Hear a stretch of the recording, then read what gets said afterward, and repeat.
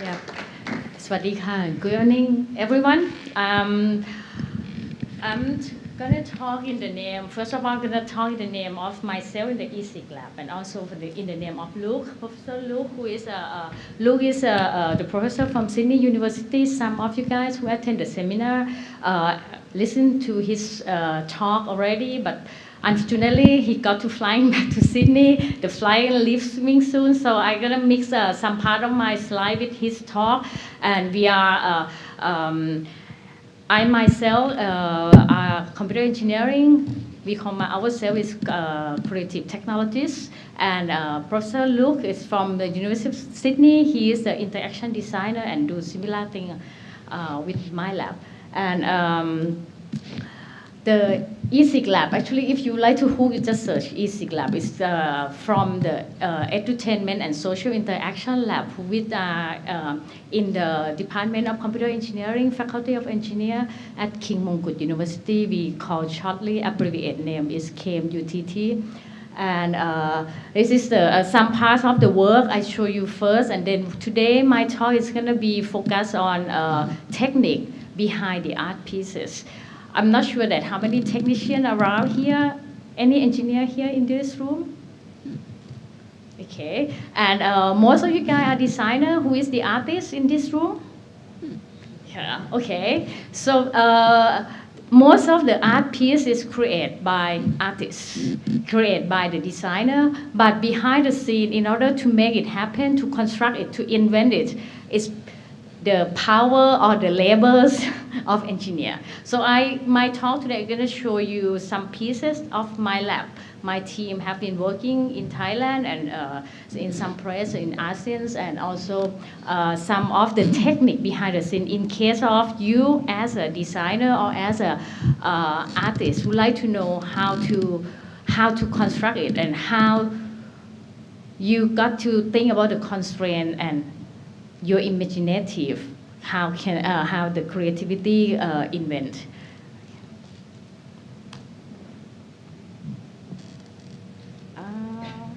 There are some.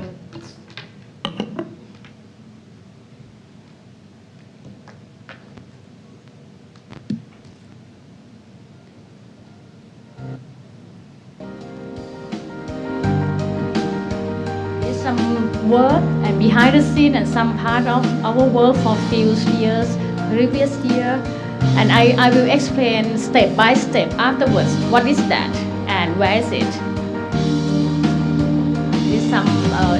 Maybe some of you ever saw some of our art piece, but what I show you in this video is behind the scene, how we install and what is the front end that you already see when you interact with the object. And behind the scene, what kind of electronic stuff, what is the process behind it. So this is a video that presents our work.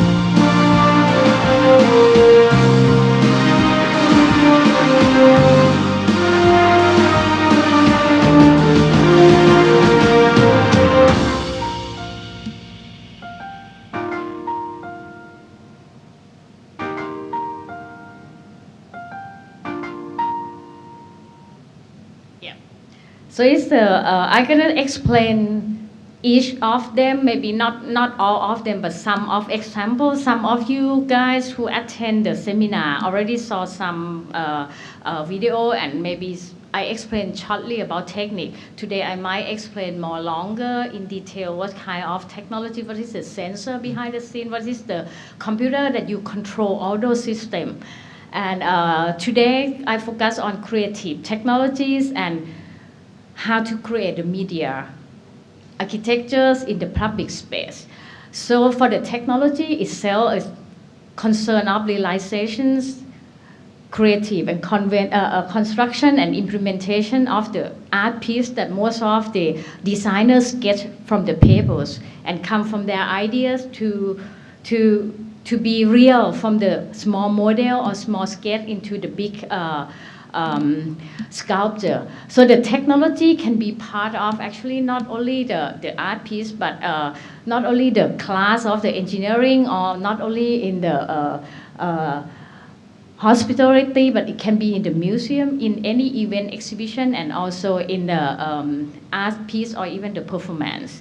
So the technologies can enhance art pieces, and it can promote many interactions between user as the audience, between designer who are the thinker of that objects, and also to promote more interest from the static pieces of art to be more interactive and to promote the participatory or engagement of the user. So the behind the scene of the technology is all kind of sensor, camera, on those stuff. So we can separate the experience between input and output. In order to promote experience of user, you have the audience or the visitor. They come to your art piece. You like them to play around with your art installation or your projector or whatsoever. Behind the scene is the camera, maybe the camera that detect how people move, the sensor, or maybe the Kinect. People know the Kinect, but actually it's a depth sensor that detects how far off the people or the audience, or even the skeleton of people who stand behind the art piece, or even the sound system microphone can get information from the user, or even the different type of sensor I show you afterwards. And then you create experience by programming something. After you get the input, and at the end you project the output after they get the some activators from sensor, from Kinect, or from microphone whatsoever, by using maybe mobile phone. You can just send information and display on your mobile phone, or maybe display on the building like projector mapping, or maybe display on the screen like you have many urban screen around in Bangkok, and even many traffic intersection. You have big screen at the intersections, and even you might use fiber optic and project the light, interact with from the people. So those kind of stuff can be create interactive experience based on using microcontroller programmings, maybe using the network connection between internet, Wi-Fi, or signal, GPS, Bluetooth that scattering around you guys right now. Maybe you cannot see it, but actually it exists. The signal of Bluetooth that you are using in your with your mobile phone, or even the outdoor is like a GPS, geolocation stuff. It can be an input for your object, and definitely if you got to customize, you got to do circuit design, and based on circuit design, as an engineer, maybe not so difficult, but for the artist, maybe so difficult to design something. So you can use those kind of microcontroller that, for example, microbit, the right? I put some resources that you can hook and learn by yourself at the lab. We focus on this microcontroller not only for the artists but for learning. Microbit is part of BBC project that they promote kids to learn programming and microcontroller stuff. Microbit is designed for the 3rd grade student. So it means that if the 3rd grade student from elementary school, primary school can do that, to program all those stuff, it means everyone in this room can do so. So this is like the lab in Barcelona, that they have the connections on those community and social lab that link people together. And those kind of microcontroller, people mostly know Arduino.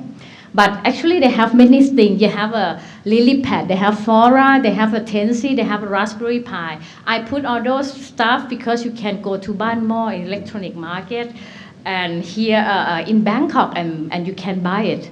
with cheaper one is sometimes it's not it's few hundred bahts. So you can experiment by yourself. They have tons of resources on the internet that you can practice by using programming like processing language. And there are many sensors that like biometrics. People, if you are a worker, you are employee, you go to the companies, you got to scan your fingers, you got to scan your retina. It depends on what kind of monitoring system in the office. But actually this kind of thing can be a sensor to the art piece. You have different types of sensor, accelerometers or gyro sensor. Everyone have it in your mobile phone. You can count your step by use accelerometer and gyro sensors.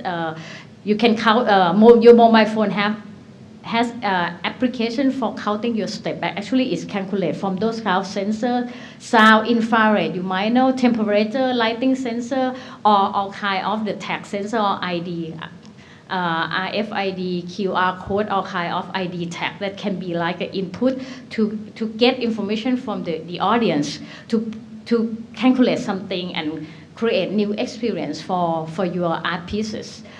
Okay.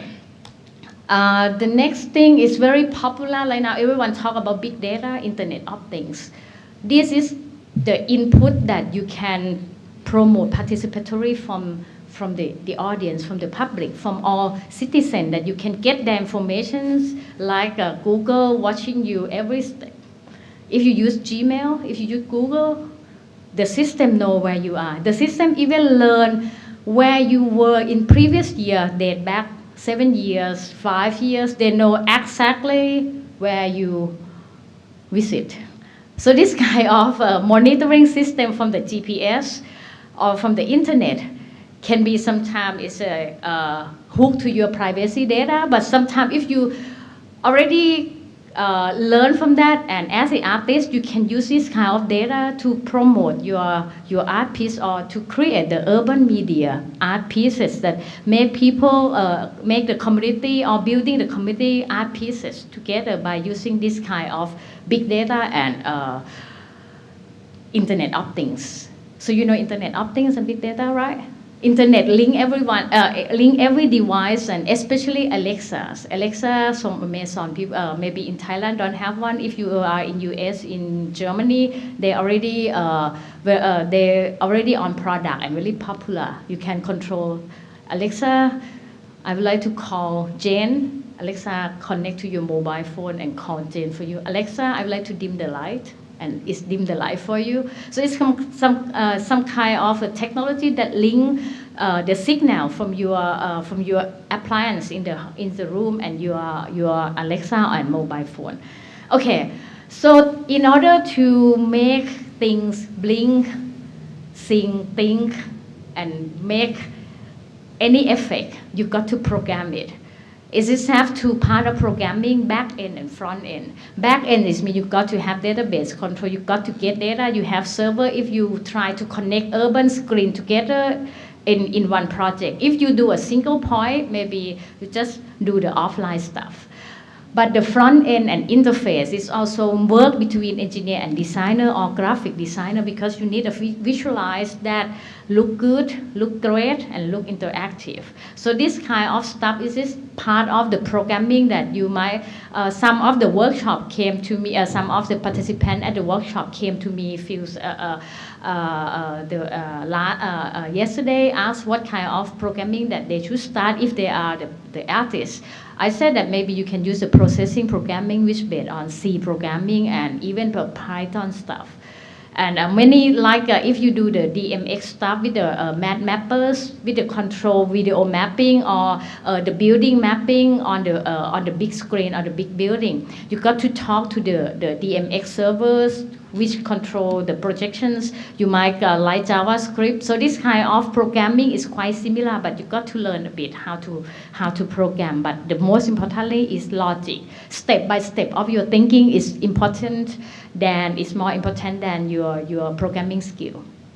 Okay.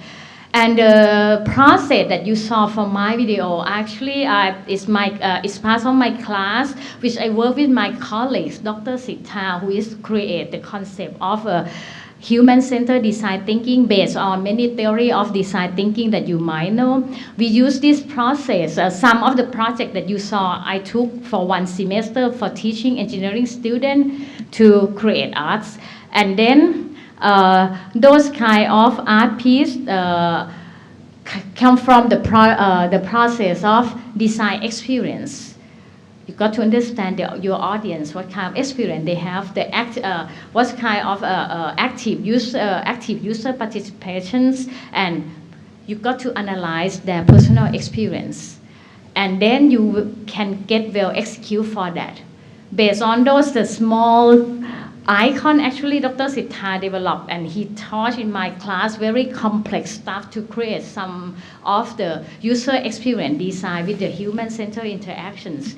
And this is as I said, and many speakers also said that we focus on the human face, human voice, and also the physical presence of opinion or emotion of public who join us for the urban art or urban involvement or engagement.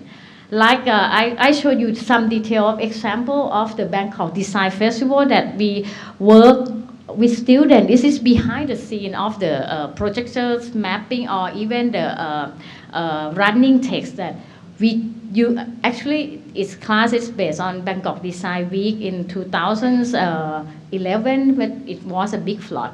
And the project developed from many computer engineering, even the soldering, cabling, and wiring, all stuff we developed from scratch. In this project, we create zero garbage because we borrow our construction stuff, and all the tools that we develop is turned to be the lamp for the poor people at Mongkut in Chiang Mai. So every piece after decomposition is turned to the social in village area.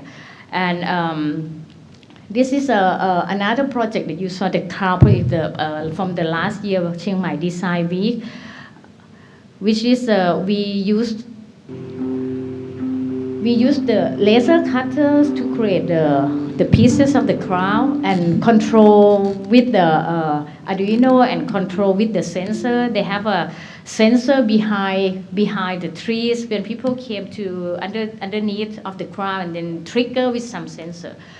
And this is the Kingdom of Life project that we work with the Rajapasong group and to create synergetic lotus that control the lighting that you see the LED. We project actually the video image, but people didn't see real video image. But actually we project video image. If you have the flat screen, you're gonna see the video.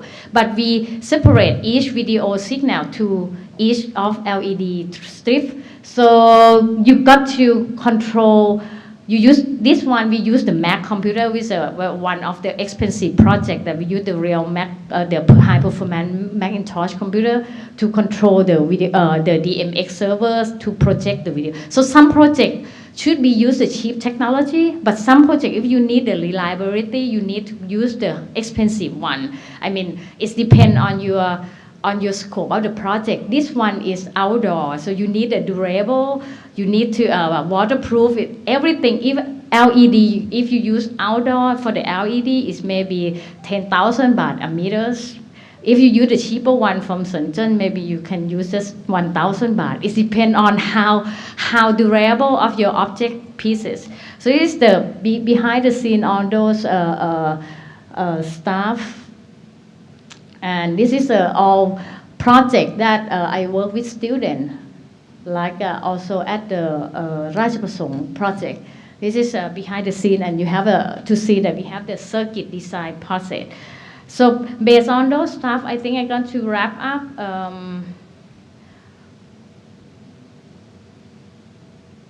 For parts of the look shortly, that talk about the how to create the placemaking space that normally, for example, this is at the Philadelphia. When you never play around with the space, it's start with the empty space, but you start bring art and engage people inside. People 3 years later, after you promote the space to the public, it can change the common space or public space turn to be the community building or participatory or engagement of people into the art piece. So it means that what any work that I show you is involved. You got to involve people in participation process. You got to involve people in the co-creation process. You got to involve people to just small people, and then you can expand the community after the art piece coming. And this is the part of the creative placemaking, that they ask people to draw the wall together. So they film the video that how long does it take, and from the empty space turn to be the public space, and people share a message together. And this is one of good example in Oxford State, Sydney. They do the Rainbow Street, and then it is expand around the world, even at Thammasat University or even Mathayom school in Bangkok. They also imitate the same information, the same message, and then reproductions in different style and country. Okay, and this is the Vivid Australia, and this is also the public space that you change the playground and make music and make more interactions to the people. This is the keyword of digital placemaker. So you can put more digital stuff like the sound, the light, and the sensor inside. Then from normal analog placemaker, you can change the space to digital placemaker. Yeah. And to wrap up with this, with the look concept, that in order to have the interactions, you got to set up some kind like type of interaction that can be the performative, can be a lot, and can be like a responsive ambient. What does it mean? The slide you might search look information from Look, then from Sydney University you can get this kind of his paper. It's very interesting that when you design any interactive stuff, you got to think about that, how you make people interact. Single people to be in one spot and they play with your art pieces, or maybe you ask people to to play together, two people play together, or just like a community engagement that everyone play together even though they never know each other. But as soon as they come along or come to your art pieces, they promote interaction, they promote community, they promote you talk together. It is the community engagement. It is different process that he explained, and the technique that you might adopt to your art pieces. And you can also do many evaluation process based on the place, that you got to have the social process, and how people access it. You can measure even how people comfort with your art pieces, and more or less the activity that you design for the user or the visitor to play around with your art pieces.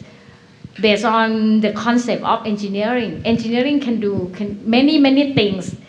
Sometimes your imaginations might larger than the technique, but from the start or for the beginning point, you need not to limit the limit your idea by the technology, but think freely, imaginary, use high performance of your imaginations, your creativity, and then as an engineer, I tell you afterwards that what can be done, what cannot be done. So it is the process that we work with the artists, and